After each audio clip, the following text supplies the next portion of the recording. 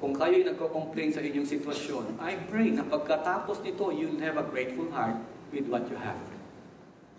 At wala tayong karapatan na mag-complain sa ating mga kinalalagyan, no matter how hard ang inyong kalagayan. At this point, I want to call Dondon and Shirley to share their testimony. Si Dondon ay kapatid ni Gary, nakatatandang kapatid. Let's welcome Dondon. Ako po si Dondon Santos, 36 years old po. From Pulilan, Bulacan po, naninirahan sa Tacloban for 2 years. Dahil kami ng aking asawa na si Shirley po ay pinagkatiwalaan na mamahala ng isang branch ng furniture warehouse sa Tacloban,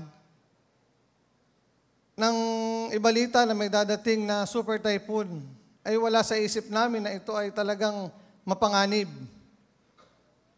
Kinabahan lang kami nung mapanood namin ang presidente mismo ang nag-abiso ng kailangang pag-iingat.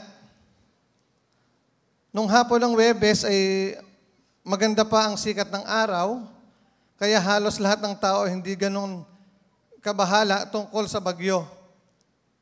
Gayunpaman, pagkatapos ng babala ng presidente ay namili kami ng emergency food nung gabing iyon at nag-decide kami na hindi na sa bahay namin matulog at doon na sa loob ng factory. Biyernes ng alas 4 ng umaga po ay naramdaman na namin na lumalakas na ang hangin. Nang bandang alas 6 ay sobrang lakas na ito at nag-decide na kami na mag-save pa ng konting gamit sa bahay, kaya kami ay halos matrap sa loob ng bahay dahil hindi mabuksan ng pinto sa pressure ng lakas ng hangin. Nagdasal kami na mabuksan ng pinto in Jesus' name dahil kitang-kita namin na pati ang konkretong wall ay kumikinig at sa lakas ng hangin, nang mabuksan ng pinto ay nakalabas na kami at ay kitang-kita namin na ang konkretong pader ng aming bahay ay bumagsak at nadurog at totally nag-collapse ang buong bahay. Ang nakapaligid na mga warehouse ay natalupan ng yero kasama ang mga trusses at ang konkretong pader ay nabagsakan at nadurog. Nag-iiyakan na po kaming lahat sa takot at nagyakap-yakap na lang na akala ko po ay yun na ang katapusan namin. Kaya ang dalangin namin ay kung kukunin kami ng Panginoon, kung pwede ay kaming lahat. Wala nang maiiwan. Sumisigaw na po yung mga kasamahan namin na lumikas na kami, ngunit wala pong ligtas na lugar. Sabi po ng asawa ko, ay the safest place ay sa presensya lang ng Panginoon. Kaya't sinabi niya, umawit na lang tayo sa Panginoon. Kami ay nagyakap-yakap at nanalangin at kumanta ng worship song. Hindi namin alam kung ilang oras yon, pero nang mawala ang hangin, ang nanatiling nakatayo ay ang aming warehouse, kung saan kaming buong mag-anak ay naroroon.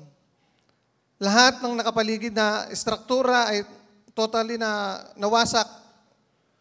Tunay nga na the safest place ay sa presensya lamang ng Panginoon. Pagkatapos ng hangin ay, ang sigawan naman ay, likas! Ayan ang tubig. Kami po ay daling nagtatakbo papuntang mataas na lugar, bit-bit ang dalawa naming anak. Kami po ay nakaligtas doon na sa parang tsunami na tubig. Ngunit na kasamang palad ay ang mga tao po na mga tumakbo sa mga evacuation center ay inabot ng tubig na nasa mga 15 feet. Marami po ang namatay.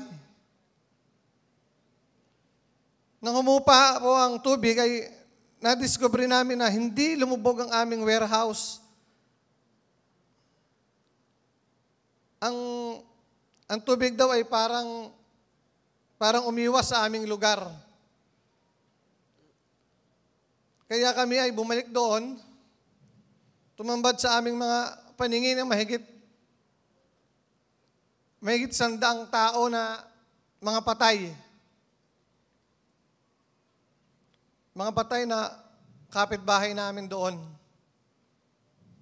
Habang lumilipas ang oras at araw ay unti-unti nang nauubos ang pagkain na isineshare namin sa aming mga tauhan.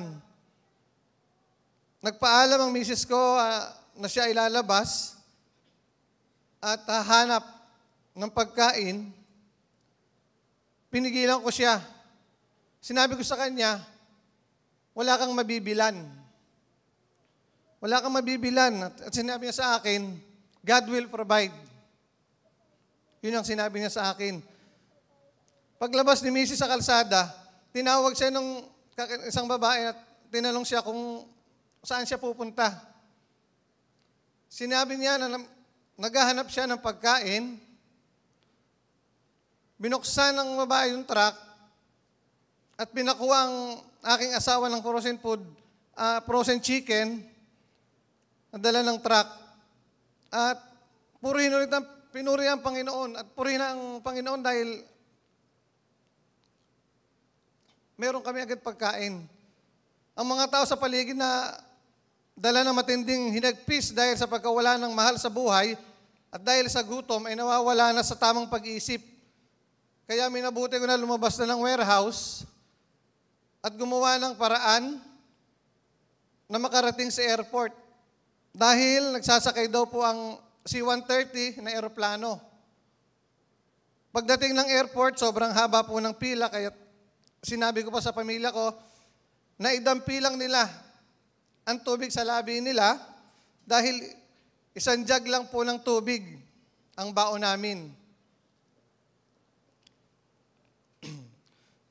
2 araw po kaming nakapila at wala pong pagkain at tubig. Walang pagkain at tubig na mainom. Napakainit po kung saan kami ay nakapila at kabila po ang patay na nakahambalang. Kaya po yung bunso ko pong anak, nilagnat. Nagmakaawa po ako doon sa militar na kami ay papasukin. Dinala kami sa gusali na walang bubong para mabigyan ng lunas ang lagnat ng aking anak. Naghintay po kami sa tabi ng flagpole at nakahiga sa putik po na habang naghihintay ay sumakay. Sa uhaw ng aking mga anak ay nakuha naming magmakaawa sa mga militar na bigyan kami ng tubig. Sa awa nila, binigyan kami ng isang boteng tubig na kanilang hawak at yung pinag-inuman na inuman na nila at kalahati na lamang ang laman dahil ito'y nainom na din po nila, pinaghati-hati po namin ng kalahating bote ng tubig na mahigit 1 araw. Pumila po yung asawa ko sa libreng tawag at nakausap niya yung kanya pong kapatid. Sinabi sa amin na pinuntahan na kami ng diko ko upang saklolohan. Ngunit hindi man lang nila alam kung saan ang aming lugar dahil hindi pa sila nakakarating doon. Bukod pa sa wala na po kami doon at nasa airport na kami. So hinang-hina po ako at ako sa pagod, gutom, uhaw. Sabi ko nga po sa sarili ko parang wala na akong kayang gawin para sa pamilya ko. Ako ay nanalangin at hiningi sa Panginoon na siya ang magturo sa aking kapatid kung saan kami ay naroroon. Kinaumagahan, nagdesisyon na akong lumabas ng airport dahil mukhang matagal pa para kami ay masakay. Nagpaalam kami sa militar. At ang sabi nila, pag lumabas kami, ay hindi na kami pwedeng bumalik. Lumabas kami sa bayang panalangin, Lord, bahala ka na sa amin. Paglabas namin sa gate, bigla na lamang tumambad sa aming paningin, sa aking asawa, ang aking kapatid, humagolgol na at Magulgol na po ako at yumakap na. Sa aking kapatid, naranasan ko na ang katapatan ng ating Panginoon. Humanap kami ng ibang masasakyan para makauwi dahil mahaba pa din po ang pila sa eroplano. Nakiusap kami sa isang bus na bibiyahe ng Bicol at kahit na ito ay punong-puno, nagmakaawa na kami na isakay. 14 na oras na nakatayo po kami sa bus, pagod, gutom at walang tulog, ngunit nakarating din po kami ng Naga.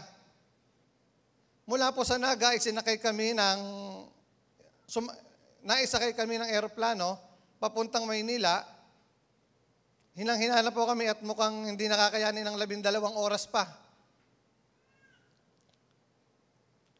Mabuti po ang Diyos. Ngayon kami ay naririto, hubad man sa lahat ng aming naipundar, ngunit buo ang aking pamilya. Ako po ay nakatayo dito na nagsasabi na ako po ay excited gawin ang purpose ng God sa buhay namin. Hindi po niya kami kinuha dahil alam ko na may gagawin pa siya sa buhay namin. Kaya makapagbibigay na ng papuri sa Kanya. Ang Panginoon ay napatunayan naming tapat at mabuti. Tunay po na ang pinakaligtas na lugar ay matatagpuan lang po natin sa presensya po ng ating Panginoong Hesukristo. Purihin po natin ang Panginoon.